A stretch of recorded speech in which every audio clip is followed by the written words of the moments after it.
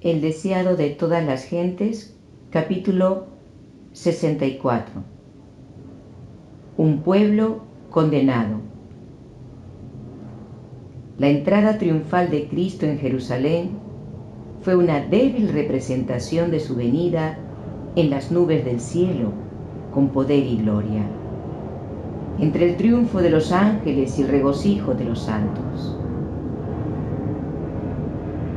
Entonces se cumplirán las palabras de Cristo a los sacerdotes y fariseos: desde ahora no me veréis, hasta que digáis: bendito el que viene en el nombre del Señor. A Zacarías se le mostró en visión profética ese día de triunfo final, y él también contempló la condenación de quienes rechazaron a Cristo en su primer advenimiento. Mirarán a mí, a quien traspasaron, y llorarán, como se llora por hijo unigénito, afligiéndose por él como quien se aflige por el primogénito. Cristo previó esta escena cuando contempló la ciudad y lloró sobre ella. En la ruina temporal de Jerusalén vio la destrucción final de ese pueblo culpable de la sangre derramada del Hijo de Dios. Los discípulos veían el odio de los judíos por Cristo, pero no veían lo que eso atraería. Aún no comprendían la verdadera condición de Israel, ni la retribución que iba a caer sobre Jerusalén. Cristo se lo reveló mediante una significativa lección objetiva. La última súplica a Jerusalén había sido hecha en vano. Los sacerdotes y príncipes habían oído la antigua voz profética repercutir en la multitud en respuesta a la pregunta: ¿quién es este? Pero no la aceptaron como la voz de la inspiración. Con ira y asombro trataron de silenciar a la gente. En la muchedumbre había funcionarios romanos, y ante estos denunciaron sus enemigos a Jesús como el cabecilla de una rebelión. Lo acusaron de querer apoderarse del templo y reinar como rey en Jerusalén. Pero la serena voz de Jesús acalló por un momento a la muchedumbre clamorosa al declarar de nuevo que Él no había venido para establecer un reino temporal. Pronto ascendería a su Padre, y sus acusadores no lo verían más hasta que volviese nuevamente en gloria. Entonces, pero demasiado tarde para su salvación, lo reconocerían. Estas palabras fueron pronunciadas por Jesús con tristeza y poder singular. Los oficiales romanos callaron subyugados. Su corazón, aunque ajeno a la influencia divina, se conmovió como nunca se había conmovido. En el rostro sereno y solemne de Jesús vieron amor, benevolencia y dignidad apacibles. Fueron sacudidos por una simpatía que no podían entender. En vez de arrestar a Jesús, estaban más dispuestos a tributarle homenaje. Volviéndose hacia los sacerdotes y príncipes, los acusaron de crear disturbios. Esos líderes, enfadados y derrotados, se volvieron a la gente con sus quejas y discutían airadamente entre sí. Mientras tanto, Jesús entró en el templo sin que nadie lo notara. Todo estaba tranquilo allí, porque la escena sobre el monte de los olivos había atraído a la gente. Durante un corto tiempo, Jesús permaneció en el templo, mirándolo con ojos tristes. Luego se alejó con sus discípulos y volvió a Betania. Cuando la gente lo buscó para ponerlo sobre el trono, no pudo hallarlo. Toda esa noche Jesús la pasó en oración y por la mañana volvió al templo. Mientras iba, pasó al lado de un huerto de higueras. Tenía hambre y viendo de lejos una higuera que tenía hojas, fue a ver si tal vez hallaba en ella algo. Pero cuando llegó a ella, nada halló sino hojas, pues no era tiempo de higos. No era tiempo de higos maduros, excepto en ciertas localidades. Y acerca de las tierras altas que rodean Jerusalén, se podía decir con acierto, no era tiempo de higos. Pero en el huerto al cual Jesús se acercó, había un árbol que parecía más adelantado que los demás. Ya estaba cubierto de hojas. En la higuera es natural que los frutos aparezcan antes que afloren las hojas. Por tanto, este árbol cubierto de hojas prometía frutos bien desarrollados, pero su apariencia era engañosa. Al revisar sus ramas, desde la más baja hasta la más alta, Jesús no halló sino hojas. Era una masa de engañoso follaje, nada más. Cristo pronunció contra ella una maldición agostadora. Dijo, nunca más, nunca jamás coma nadie fruto de ti. A la mañana siguiente, mientras el Salvador y sus discípulos volvían otra vez a la ciudad, las ramas agostadas y las hojas marchitas llamaron su atención. Pedro dijo, Maestro, mira, la higuera que maldijiste se ha secado. El acto de Jesús de maldecir la higuera había asombrado a los discípulos.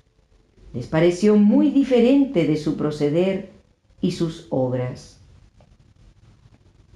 Con frecuencia lo habían oído declarar que no había venido para condenar al mundo, sino para que el mundo pudiese ser salvo por él. Recordaban sus palabras, el Hijo del Hombre no ha venido para perder las almas de los hombres, sino para salvarlas. Había realizado sus obras maravillosas para restaurar, nunca para destruir. Los discípulos lo habían conocido solo como el restaurador, el sanador. Este acto era único y se preguntaban cuál era su propósito.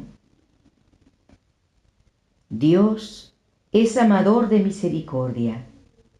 Vivo yo, dice Jehová el Señor, que no quiero la muerte del impío. Para él, la obra de destrucción y sentencias condenatorias es una extraña operación. Pero con misericordia y amor, alza el velo del futuro y revela a los hombres los resultados de una conducta pecaminosa. La maldición de la higuera fue una parábola actuada. Ese árbol estéril que desplegaba su follaje ostentoso a la vista de Cristo era un símbolo de la nación judía. El Salvador deseaba presentar claramente a sus discípulos la causa y la certeza de la suerte de Israel.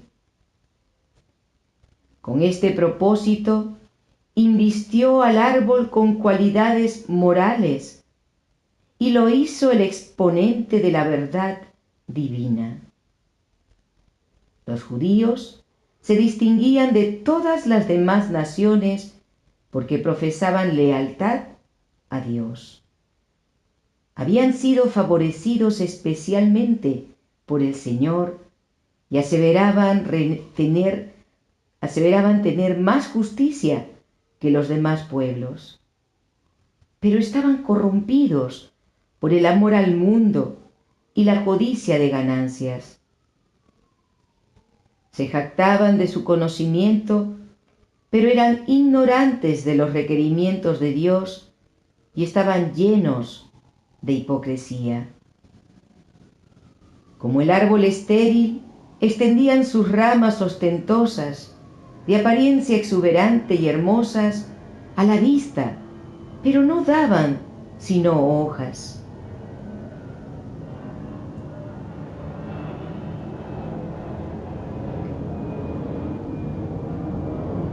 La religión judía, con su templo magnífico, sus altares sagrados, sus sacerdotes mitrados y sus ceremonias impresionantes, era hermosa en su apariencia externa, pero carente de humildad, amor y benevolencia.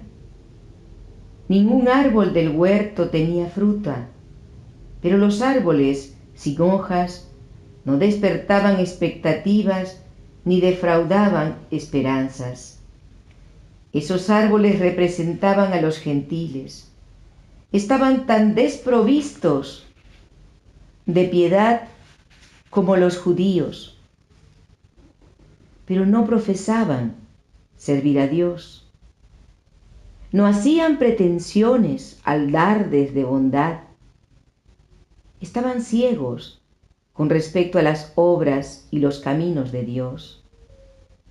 Para ellos no había llegado aún el tiempo de los higos.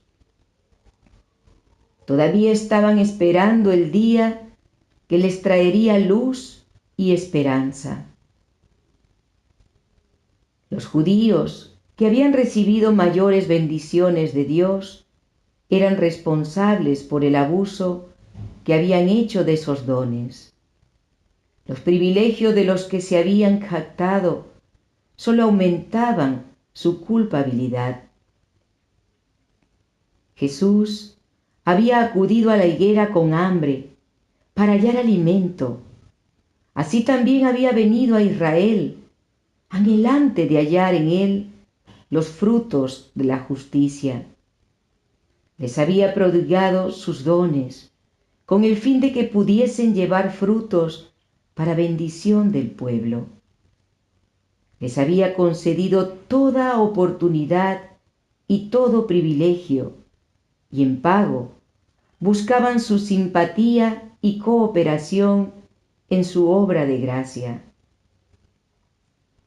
Anhelaba ver en ellos abnegación y compasión, celo por Dios y una profunda preocupación de alma por la salvación de sus semejantes.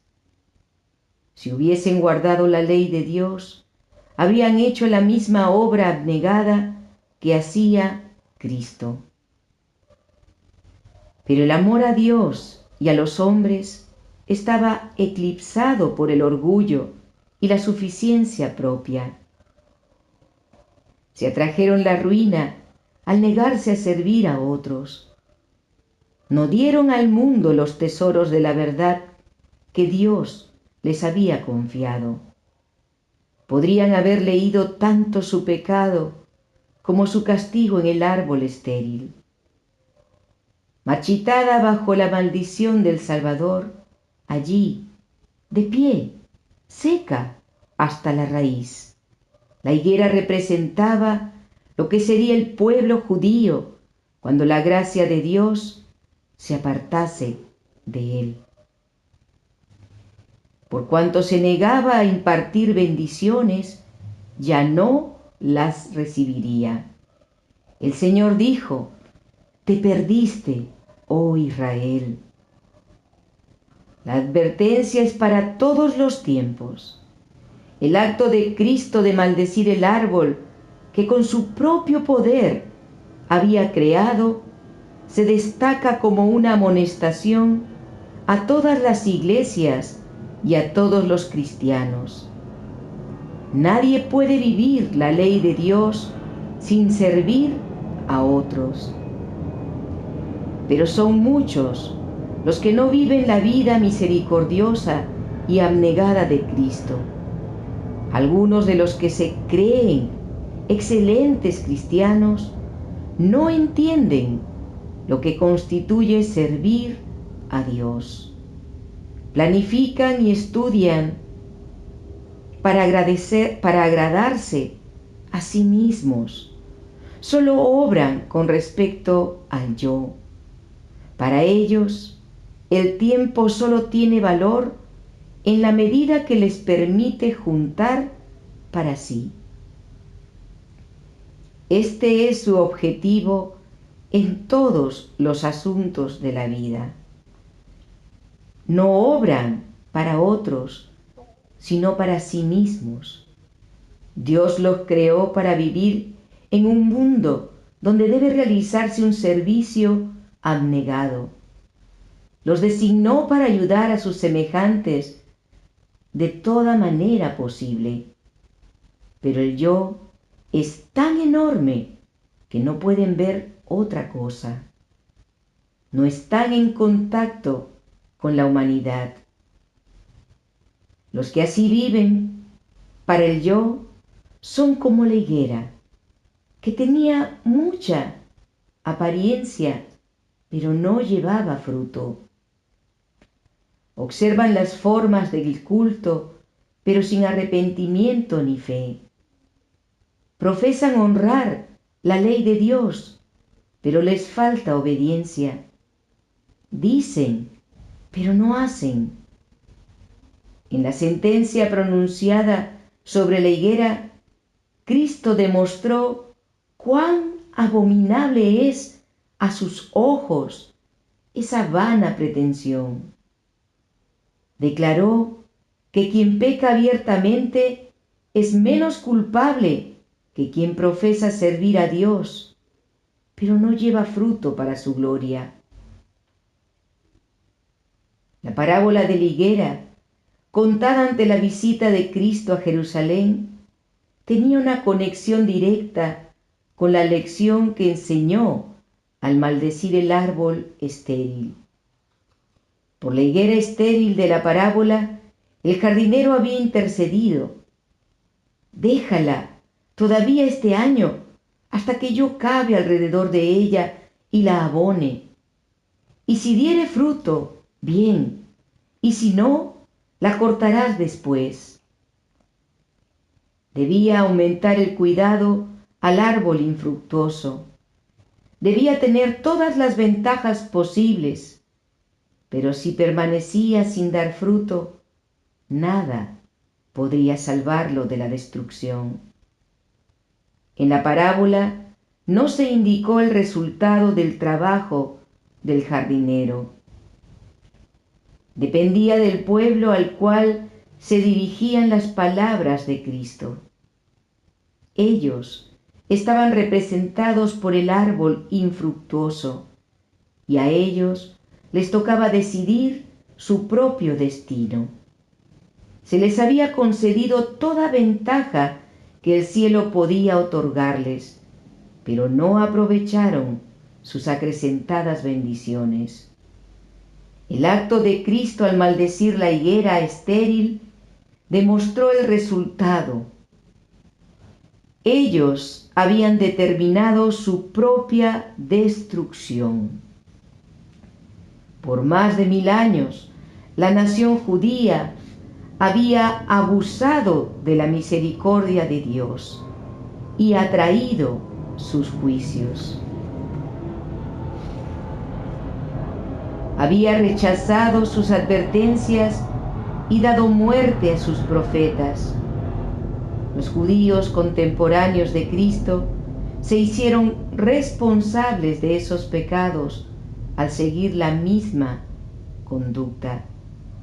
La culpa de esa generación estribaba en que había rechazado las misericordias y amonestaciones de que fuera objeto. La gente que vivía en el tiempo de Cristo estaba cerrando sobre sí los grilletes que la nación había estado forjando durante siglos. En toda época se otorgó a los hombres su día de luz y privilegios, un tiempo de gracia en el cual pueden reconciliarse con Dios. Pero esa gracia tiene un límite. La misericordia puede interceder durante años y ser despreciada y rechazada, pero al fin llega un tiempo cuando ella hace su última súplica. El corazón se endurece de tal manera que cesa de responder al Espíritu de Dios. Entonces, la voz dulce y cautivadora ya no suplica más al pecador y cesan las reprensiones y advertencias. Ese día había llegado para Jerusalén. Jesús lloró con angustia sobre la ciudad condenada, pero no la podía librar. Había agotado todo recurso. Al rechazar las amonestaciones del Espíritu de Dios, Israel había rechazado el único medio de auxilio. No había otro poder por el cual pudiese ser librado. La nación judía era un símbolo de las personas de todas las épocas que desprecian las súplicas del amor infinito.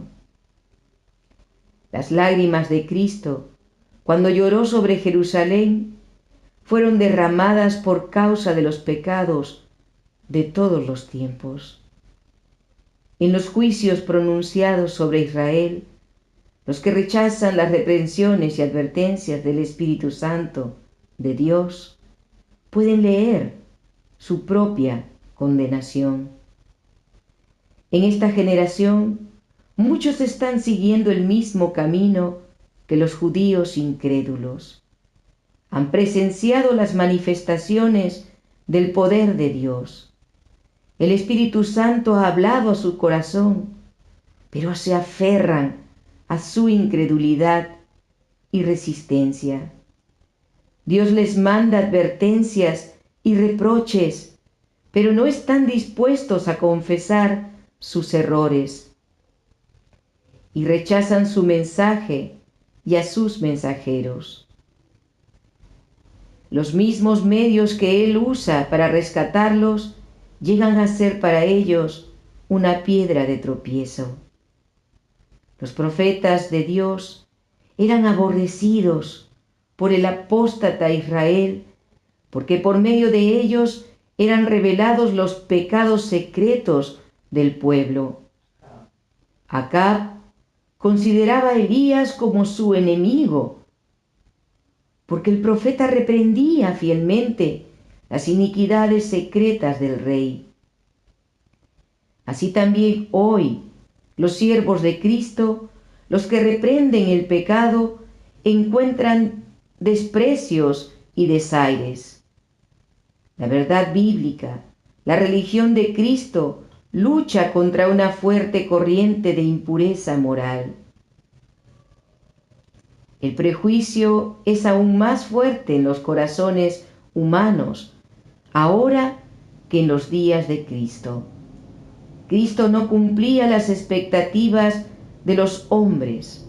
Su vida era un reproche para sus pecados y lo rechazaron. Así también ahora, la verdad de la palabra de Dios no armoniza con las prácticas e inclinaciones naturales de los hombres, y millares rechazan su luz. Impulsados por Satanás, los hombres ponen en duda la palabra de Dios y prefieren ejercer su juicio independiente. eligen las tinieblas antes que la luz, pero lo hacen con peligro de su propia alma. Los que cavilaban acerca de las palabras de Cristo siempre encontraban un motivo mayor para cavilar, hasta que se apartaron de la verdad y la vida.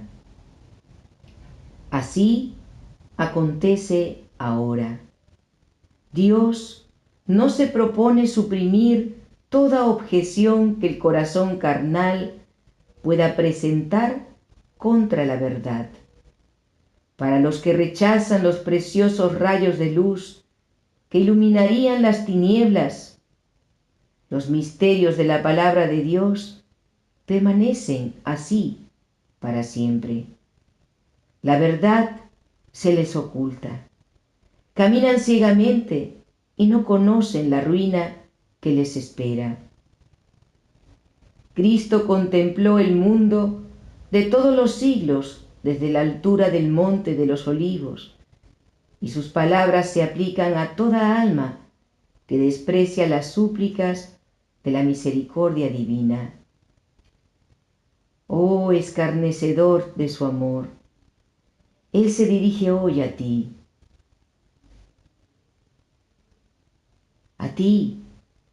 aún a ti, que debieras conocer las cosas que pertenecen a tu paz. Cristo está derramando amargas lágrimas por ti. Que no tienes lágrimas para derramarlas por ti mismo. Ya se está manifestando en ti esa fatal dureza de corazón que destruyó a los fariseos. Y toda evidencia de la gracia de Dios, todo rayo de la luz divina, o enternece y subyuga el alma, o la confirma en una impenitencia sin esperanza. Cristo previó que Jerusalén permanecería empedernida e impenitente, pero toda la culpa y todas las consecuencias de la misericordia rechazada eran responsabilidad de ella. Así también sucederá con toda alma que esté siguiendo la misma conducta. El Señor declara: te perdiste, oh Israel. Oye, tierra, he aquí yo traigo mal sobre este pueblo, el fruto de sus pensamientos, porque no escucharon mis palabras y aborrecieron mi ley.